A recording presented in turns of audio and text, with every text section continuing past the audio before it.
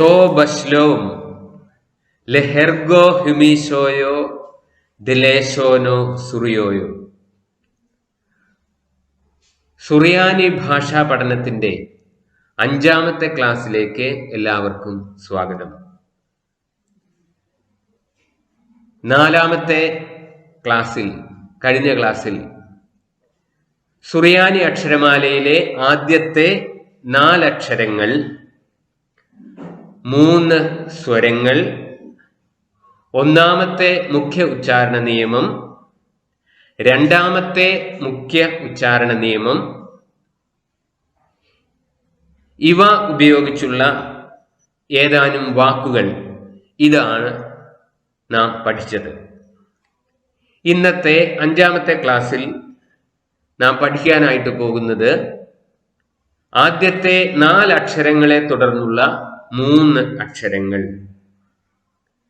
ആദ്യത്തെ 3 സ്വരങ്ങളെ തുടർന്ന് വരുന്ന 4ാമത്തെ സ്വരം,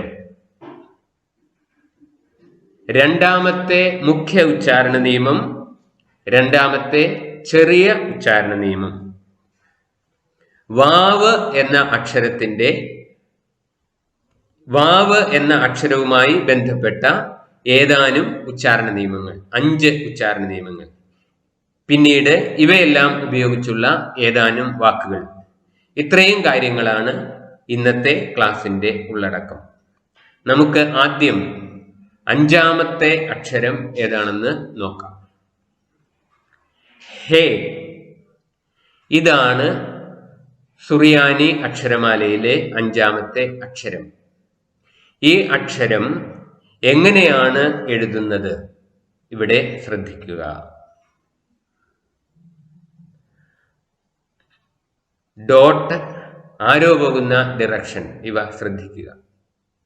ഈ ഡോട്ടിൽ നിന്ന് ആരംഭിച്ച് ആരോ പോകുന്ന ഡിറക്ഷനിലാണ് എഴുത്ത് പൂർത്തിയാക്കേണ്ടത്. ഈ അക്ഷരം ഹേ എഴുതുന്ന രീതി. ഇനിയും 6ാമത്തെ അക്ഷരം വാവ്. ഇത് വളരെ എളുപ്പമുള്ള അക്ഷരമാണ്, ഒരു 0 പോലെ ഇരിക്കും. ഇത് എഴുതുന്ന രീതി ശ്രദ്ധിക്കുക. നേരത്തെ പറഞ്ഞതുപോലെ ഡോട്ടിൽ നിന്ന് ആരോയുടെ ഡയറക്ഷനിലേക്ക് എഴുതുക.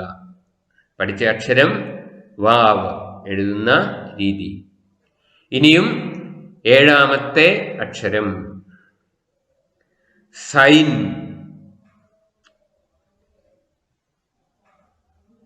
Z എന്നാണ് ഇതിന്റെ ഉച്ചാരണം.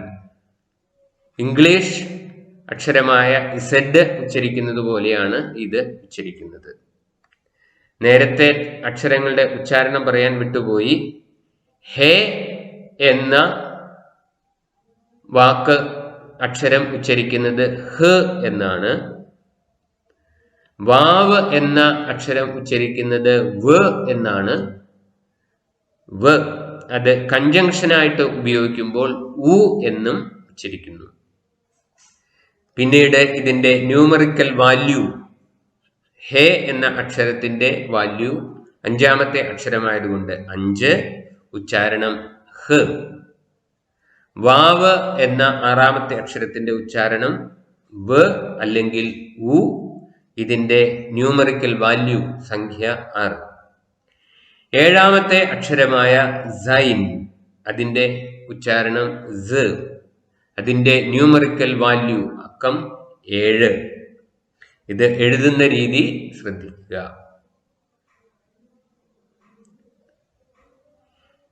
ഈ 3 അക്ഷരങ്ങളുടെയും പ്രത്യേകത, ഈ 3 അക്ഷരങ്ങളും വലതുവശത്തെ അക്ഷരങ്ങളുമായി മാത്രമേ ബന്ധിപ്പിച്ച് എഴുതുകയുള്ളൂ.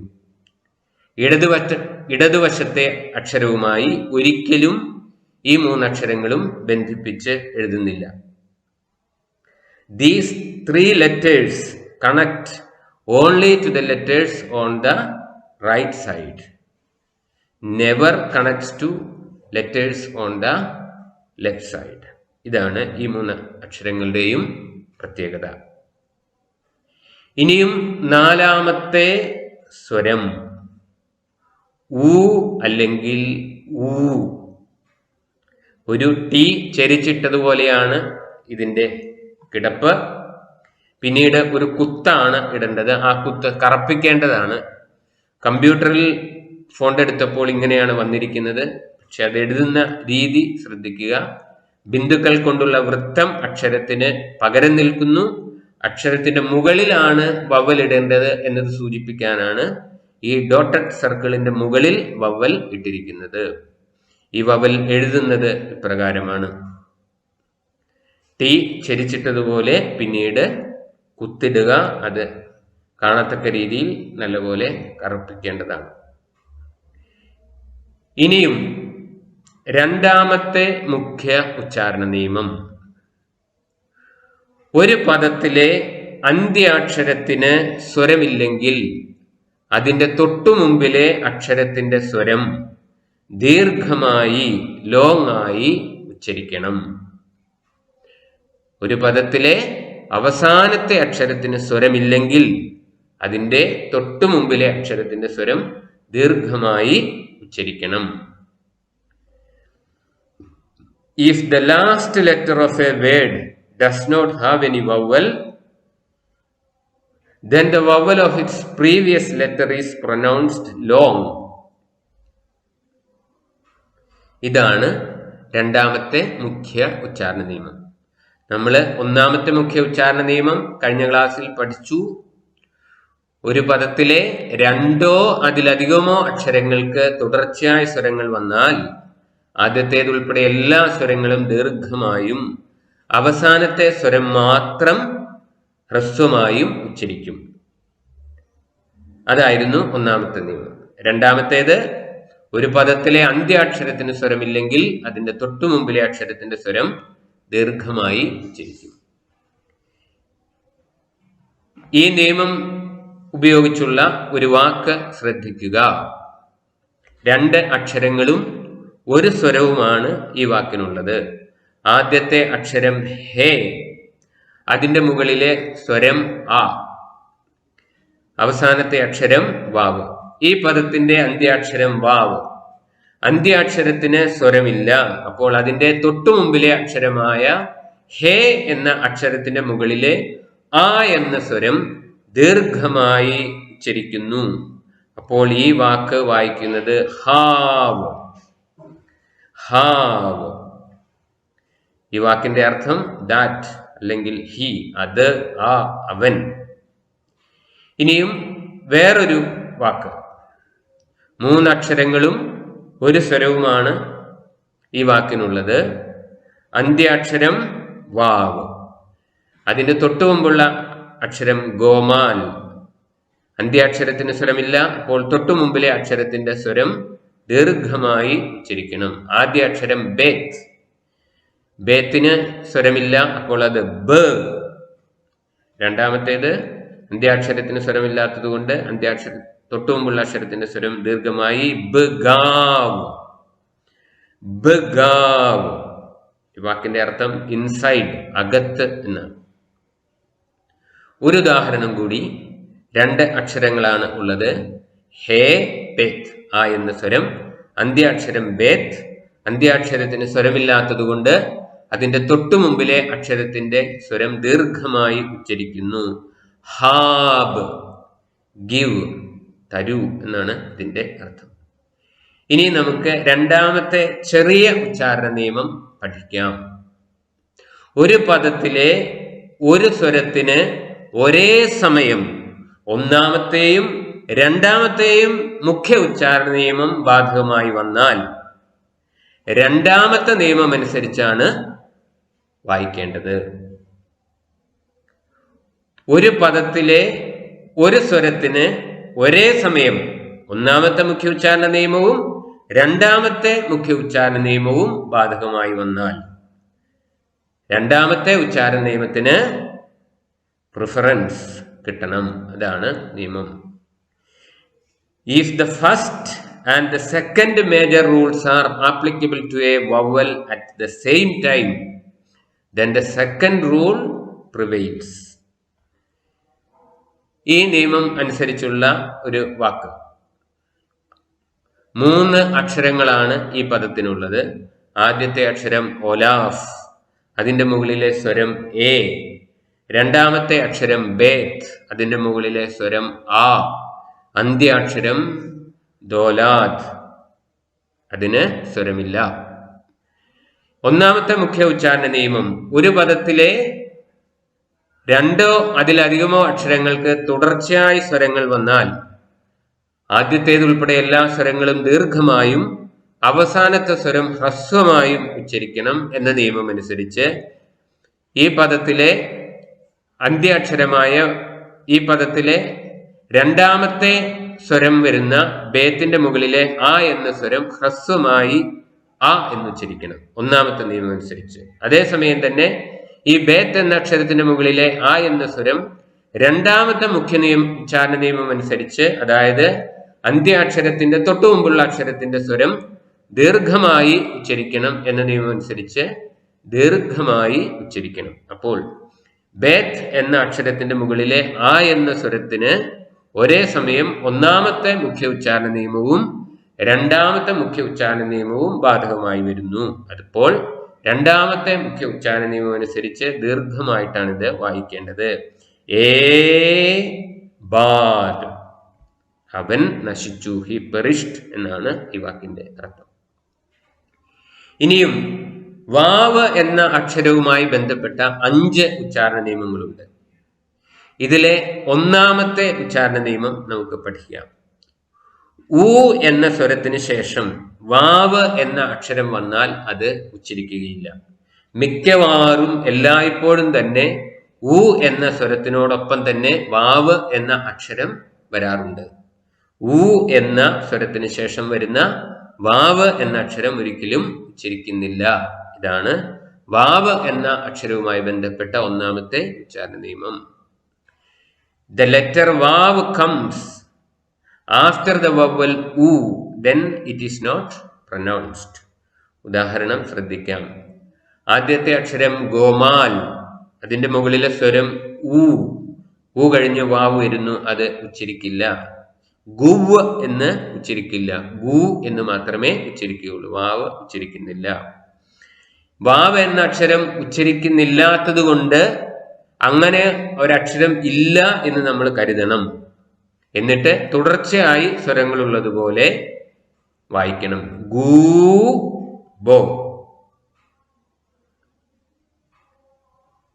ഇനി വാവ് എന്ന അക്ഷരവുമായി ബന്ധപ്പെട്ട രണ്ടാമത്തെ ഉച്ചാരണ നിയമം: ഊ എന്ന സ്വരത്തിന് ശേഷം വാവ് വന്നാൽ ഉച്ചരിക്കില്ല എന്ന് പറഞ്ഞു.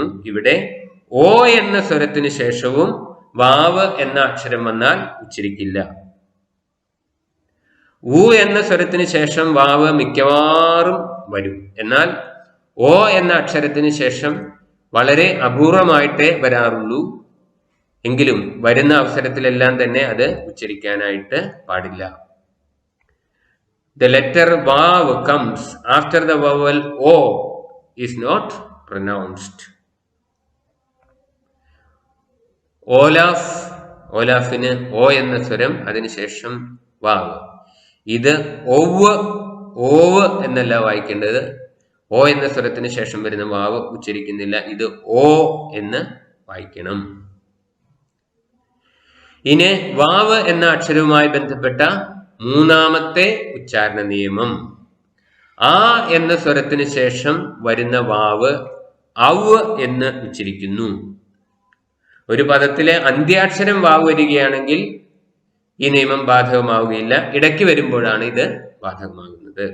ആ എന്ന സ്വരത്തിന് ശേഷം വാവ് വന്നാൽ ഔ.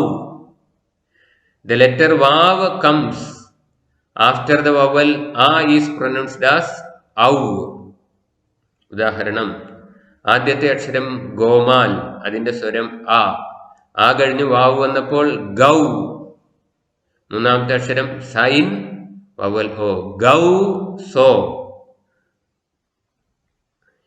ഇനി വാവ് എന്ന അക്ഷരവുമായി ബന്ധപ്പെട്ട നാലാമത്തെ ഉച്ചാരണ നിയമം: ഒരു പദത്തിലെ അവസാനത്തെ അക്ഷരം വാവ് വരികയും ആ വാവിനും അതിന് തൊട്ടു മുൻപുള്ള അക്ഷരത്തിനും സ്വരമില്ലാതിരിക്കുകയും ചെയ്താൽ ആ വാവ് ഉച്ചരിക്കുന്നില്ല. അതായത് ഒരു പദത്തിന്റെ അന്ത്യാക്ഷരം വാവ് വരുന്നു, വാവിന് സ്വരമില്ല, വാവിന് തൊട്ടു മുമ്പുള്ള അക്ഷരത്തിനും സ്വരമില്ല. അങ്ങനെ വരുമ്പോൾ ആ വാവ് ഉച്ചരിക്കുന്നില്ല. If the last letter of a word is വാവ് and the vav and its previous letter do not have any vowel, then that vav is not pronounced. ഉദാഹരണം ശ്രദ്ധിക്കുക. ഈ വാക്കിന്റെ അന്ത്യാക്ഷരം വാവ്. ഈ വാവിന് സ്വരമില്ല. അതിന്റെ തൊട്ടു മുമ്പിലെ അക്ഷരം ദോലാദ്, അതിനും സ്വരമില്ല.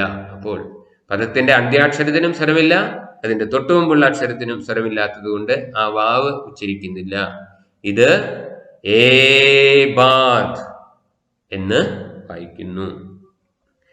ഇനിയും വാവ് എന്ന അക്ഷരവുമായി ബന്ധപ്പെട്ട അഞ്ചാമത്തെ ഉച്ചാരണ നിയമം, പദങ്ങൾ തമ്മിൽ ബന്ധിപ്പിക്കുന്നതിനോ അല്ലെങ്കിൽ വാചകങ്ങൾ തമ്മിൽ ബന്ധിപ്പിക്കുന്നതിനോ ആൻഡ് എന്ന അർത്ഥത്തിൽ വാവ് കൺജങ്ഷനായിട്ട് ഉപയോഗിക്കാറുണ്ട്. അങ്ങനെ ഉപയോഗിക്കുമ്പോൾ നേരത്തെ പറഞ്ഞതുപോലെ വാവിന് രണ്ട് ഉച്ചാരണമുണ്ട്, വ് എന്ന ഉച്ചാരണവും ഉ എന്ന ഉച്ചാരണം. വാവ് കൺജങ്ഷനായി ആൻഡ് എന്ന അർത്ഥത്തിൽ ഉപയോഗിക്കുമ്പോൾ ഉ എന്നാണ് ഉച്ചരിക്കേണ്ടത്. When vav is used to connect words and sentences as conjunction, then it is pronounced as u. നമ്മൾ പഠിച്ച രണ്ട് വാക്കുകളാണ്, കഴിഞ്ഞ ക്ലാസ്സിൽ പഠിച്ച വാക്കുകളാണ്. ആബോ ഉ ബോബോ കൺജങ്ഷനായിട്ട് ഉപയോഗിച്ചപ്പോൾ ഉ എന്നാണ് വാവ് ഉച്ചരിക്കുന്നത്. ഇവിടെ ശ്രദ്ധിക്കേണ്ട വേറൊരു കാര്യം, വാവ് കൺജങ്ഷനായിട്ട് ഉപയോഗിക്കുമ്പോൾ രണ്ടാമത്തെ അക്ഷരത്തിന്റെ മുമ്പിലായിട്ടാണ് വാവ് ചേർക്കേണ്ടത്. പിതാവും ശിശുവും. മലയാളത്തിൽ രണ്ട് വരും, പക്ഷെ സുറിയാനിയിലും ഇംഗ്ലീഷിലും ഒന്നേ ഉള്ളൂ, ആൻഡ് ഒന്നേ ഉള്ളൂ. സുറിയാനിയിൽ ഒന്നേ ഉള്ളൂ.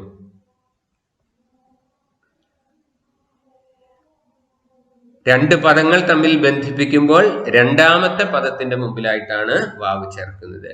വാവ് is attached to the word that follows when it takes the role of a conjunction. ഇനിയും നമ്മൾ ഇതിനോടകം 7 അക്ഷരങ്ങൾ പഠിച്ചു, 4 സ്വരങ്ങൾ പഠിച്ചു. ഇതുപയോഗിച്ചുള്ള ഏതാനും വാക്കുകളൂടെ കണ്ടതിന് ശേഷം ഇന്നത്തെ ക്ലാസ് അവസാനിപ്പിക്കാം. ആദ്യത്തെ അക്ഷരം ദോലാദ്, രണ്ടാമത്തെ അക്ഷരം ബേത്ത്, അവസാനത്തെ അക്ഷരം ഓലാഫ്. സ്വരങ്ങൾ ദോലാദിന് എ, ബേത്തിന് ഓ. ഒന്നാമത്തെ മുഖ്യ ഉച്ചാരണ നിയമമാണ് ഇവിടെ ബാധകമായി വരുന്നത്. ദേബോ, കരടി, ബേർ. രണ്ടാമത്തേത്, ആദ്യത്തെ അക്ഷരം ഗോമാൽ, സ്വരം ആ. രണ്ടാമത്തെ അക്ഷരം ഓ. രണ്ടാമത്തെ അക്ഷരം സൈൻ, വവൽ ഓ. ഗാസോ, ഭണ്ഡാരം, ട്രഷറി. മൂന്നാമത്തേത് വാവ് ആ, സൈൻ ഓ. വാസോ, ഗൂസ്, പാത്ത. ഇവിടെയെല്ലാം ശ്രദ്ധിക്കേണ്ടത് അവസാനമായിട്ട് വരുന്ന ഓലാഫ് എന്ന അക്ഷരത്തിന് സ്വരമില്ല, ഉച്ചാരണവുമില്ല. അപ്പോൾ അതിനെ പരിഗണിക്കേണ്ട ആവശ്യമേ ഇല്ല, അങ്ങനെ ഒരക്ഷരം ഉള്ളതായിട്ട്. അടുത്തത് സൂസോ. ആദ്യത്തെ അക്ഷരം സൈൻ, വവൽ ഉ. വാവ് സൈൻ ഓ.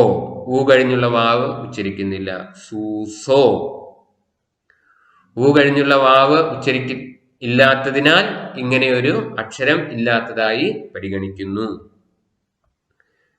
ഇനിയും ആദ്യത്തെ അക്ഷരം ഓലാഫ്, സ്വരം ആ. രണ്ടാമത്തെ അക്ഷരം ബേത്ത്, സ്വരം ഉ. ഊക്ക് ശേഷം വാവ് ഉച്ചരിക്കുന്നില്ല, ബേത്ത് ഓ. അവസാനം ഓലഫ്. ആബൂബോ, ആബൂബോ. ഇതിന്റെ അർത്ഥം ഫ്ലൂട്ട്, ഓടക്കുഴൽ. ഹേ, ബേത്ത്, ബേത്ത്, ആ ഓ ഓ. ഹാബോബോ, ഫ്ലവർ, പുഷ്പം. ഇനിയും ഒന്നാമത്തെ ചെറിയ ഉച്ചാരണ നിയമം അനുസരിച്ചുള്ള ഒരു വാക്കാണ്. ഒരു പദത്തിലെ അന്ത്യാക്ഷരം ഓലഫ് വരികയും ആ ഓലഫിന് തൊട്ടു മുമ്പുള്ള അക്ഷരത്തിന്റെ സ്വരം എപ്പോഴും ഹ്രസ്വമായിട്ട് ഉച്ചരിക്കും. ഹോ, ബിഹോൾഡ്, ഇതാ. ഇനിയും ഇതേ നിയമം അനുസരിച്ചുള്ള ഒന്നാമത്തെ ചെറിയ ഉച്ചാരണ നിയമം അനുസരിച്ചുള്ള ഒരു വാക്ക് കൂടി ഹ് വോ വാസ് ആയിരുന്നു, ഹ് വോ. ഇനിയും ഉ എന്ന സ്വരത്തിന് ശേഷം വരുന്ന വാവ് ഉച്ചരിക്കുന്നില്ല. ഒരു ഉദാഹരണം കൂടി, ഹു. ഒന്നാമത്തെ മുഖ്യ ഉച്ചാരണ നിയമം അനുസരിച്ചുള്ള ഒരു വാക്ക് ഗാദോ, ലക്ക്, ഭാഗ്യം. ഇത്രയും കാര്യങ്ങൾ, 3 അക്ഷരങ്ങൾ, 4-മത്തെ സ്വരം, 2-മത്തെ വലിയ ഉച്ചാരണ നിയമം, ചെറിയ ഉച്ചാരണ നിയമം, വാവുമായി ബന്ധപ്പെട്ട 5 നിയമങ്ങൾ, ഇത്രയും കാര്യങ്ങളോടുകൂടി ഇന്നത്തെ ക്ലാസ് അവസാനിപ്പിക്കുകയാണ്. തൗദി സാഗി, താങ്ക്സ് എ ലോട്ട്, വളരെയധികം നന്ദി.